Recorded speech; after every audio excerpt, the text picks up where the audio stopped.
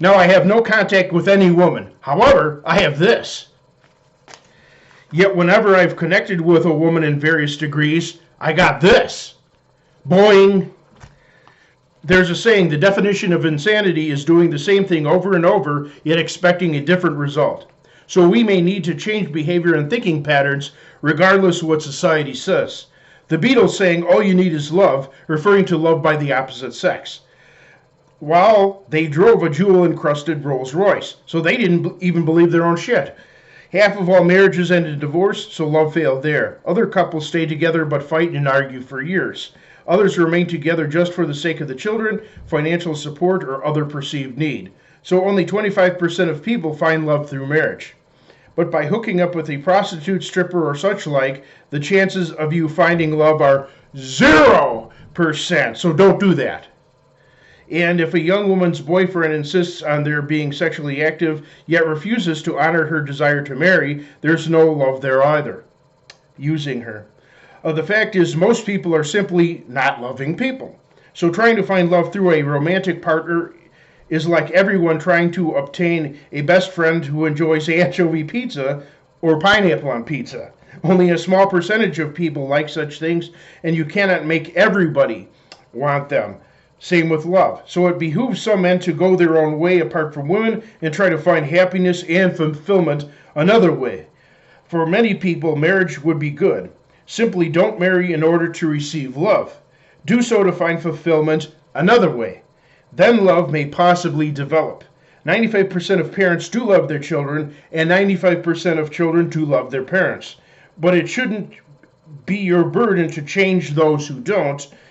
It is what it is. People choose to be how they are. I've attended different group therapy sessions, church groups, and self-help groups.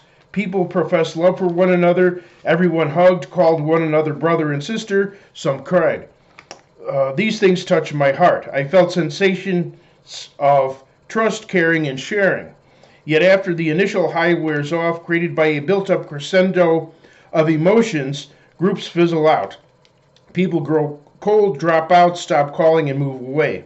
Larger organizations also consistently fail, such as the 1960s so-called decade of love hippie communities. Considering our fallen nature, extremely few have an abundance of love inside them. Love groups, emotional support groups, religious groups, and community groups arouse the needy. Groups may begin with good intentions, but most people, when their needy feelings or financial needs are satisfied or they find something else, quit.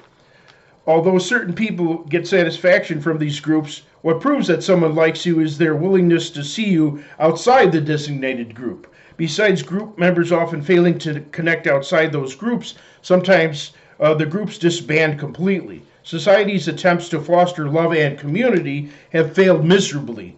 For most of my life, nobody called, visited, wrote, or emailed me, or sent birthday or Christmas cards, which pattern never ended. That, coupled with being single, estranged from my cousins, and being an only child, was exceptionally challenging. A notable exception was a man without a car calling my work, having employees chase me down so he could ask for a ride. This behavior is typical. Lottery winners become suddenly inundated with telephone calls and letters from people who haven't spoken to them in years.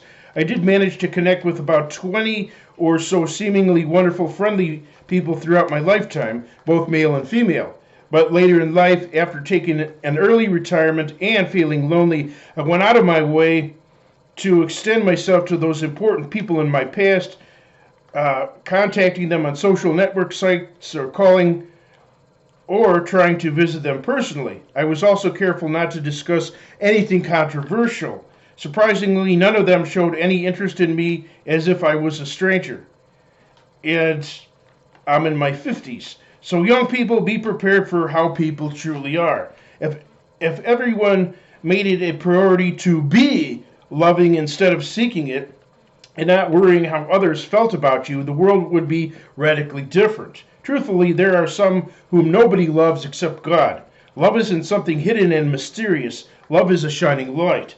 Those who love others show ongoing interest in them. They don't abandon them or write them off. In conclusion, do not seek love from other humans. Never. If you are bound and determined to find love, attempt to find it from God, whatever your concept of God might be. And if you don't believe in God, you may use nature or the universe as your higher power. Regardless, the ones that need love are the various animal species, since humans are crushing our planet with overpopulation. Some endangered species only number several hundred worldwide, while humans number almost 8 billion. Terrible! So do whatever you can to help. If you can see God through nature, great. If you just appreciate nature for its own sake, that's cool too. Remember what I've said and take it to heart.